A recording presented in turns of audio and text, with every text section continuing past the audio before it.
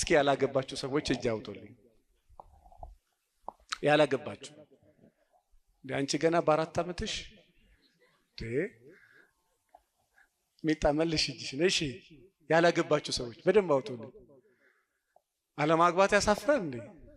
እሺ መልሱ። ያገባችሁ ሰዎች እጅ አውጡልኝ። እሺ 50-50 ነው። እቺን ነገር በደንብ ስሙ።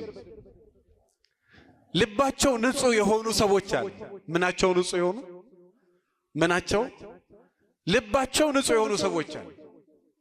ዓለም ከተፈጠረ እስከ ዛሬ እግዚአብሔር ነቢያቱንም ሐዋርያቱንም ቅዱሳኑን የወደዳቸው ስለ አንድ ነገር፣ ስለምን? ስለ ልባቸው ንጽህና። ያልወደዳቸውን ሰዎች ስለምን አልወደዳቸውም? ስለ ልባቸው ክፋት። ሌላ ምንም ታሪክ የለው። በዓለም ያሉትን እግዚአብሔር ሰውን የሚያየው በልቡ ነው። በፊቱ ባለባበሱ በቁመናው አይደለም። እንደው አደራችሁን ከዚህ በኋላ ሰው ስትመርጡ እንደው ባለባበስ በቁመና አትዩ። አደራችሁን። አዲስ አበባ እንደው አንድ ባለሀብት ማግባት የምትፈልግ ሴት ነበረችና እንደው መኪና ይዞ የሚንገዋለል አንድ ልጅ ነበር። አገኘችና አገኘው ብላ ገብታ ረገዘች።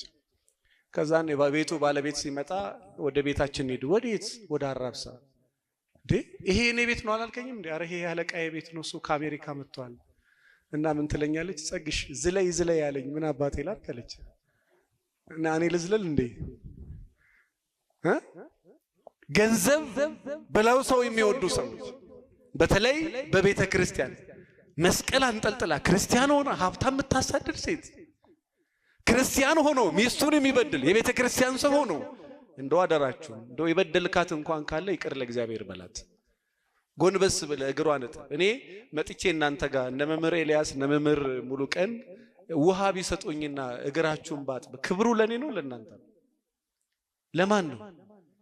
ወገኖቼ ክብሩ እግሩን ብታጠብ። እግር ማጠብ እኮ እንደ መስፈርት ይወራል። እግሩን ታጥባለህ። ይሄ እግር ማጠብ እኮ ተራ የወደቀ እኔ ያረግልሃለሁ። ውሃ ካለ እኔ አጥባለሁ፣ እኔ አጥባታለሁ። ጎንበስ ካላልክ በስተቀር ወደ ላይ አትልም።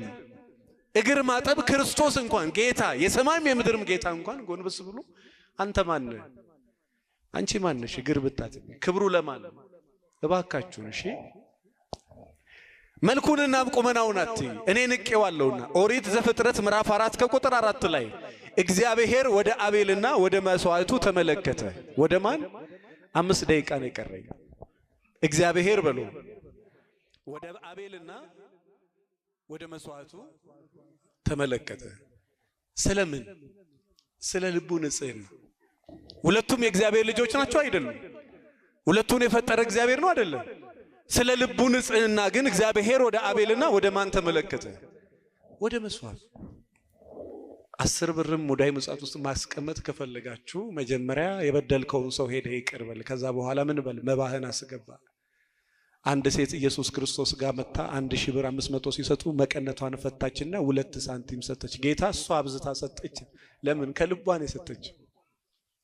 ደም እየፈሰሳት ወደ ክርስቶስ ሄዳ የልብሱን ጫፍ የነካች ሴት ማን ይነካኛል? ለምን? ከልቧ ነው የመጣችው። ከልብ የመጣውን ማን ያውቃል? እግዚአብሔር።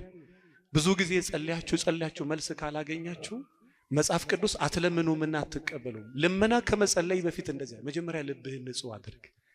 ከዛሬ በኋላ በትምህርትም በስራ በየትኛውም ስኬታማ እንድትሆኑ የምትፈልጉ ከሆነ መጀመሪያ ልብህን ንጹህ አድርግ። ምንህን? ልብህን ንጹህ አድርግና ከዛ በኋላ ለምን። የምድር ንጉስ መሆን የምትፈልግ እግዚአብሔር ያደርግልህ። መጀመሪያ ግን ምን ንጹህ ይሁን? እግዚአብሔር ልብ። መዝሙር 51 ከቁጥር 10 ላይ አምላኬ ሆይ በሉ፣ አምላኬ ሆይ ንጹህ ልብን ፍጠርልኝ። ምሳሌ ምዕራፍ 4 ከቁጥር 23 ከሁሉ በላይ ልብህን ጠብቅ፣ ከሁሉ በላይ ልብህን ጠብቅ።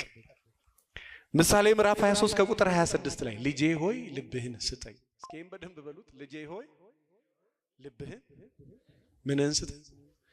አዎ መጀመሪያ ይሄ ልብ ለሴትም ለወንድም ሰተ ከሚሰበርብህ መጀመሪያ ለማን ስጠው? እግዚአብሔር አምላክን በፍጹም ሐሳብ መንፈስ ስሜት ምን በለው? ወደደው። እግዚአብሔርን ሳትወድ ማንን ልትወድ ነው? መጀመሪያ ቅድሚያ ለማን ነው? ለእግዚአብሔር።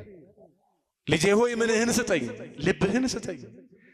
በጣም የሚገርማችሁ ሁለተኛው ደግሞ እንድታረጉልኝ ሶስተኛው ልተው ሰዓት ስለሄደ የመጀመሪያ ልባችሁን ንጹህ አድርጉ። ብዙ ቅዱሳን ቅዱስ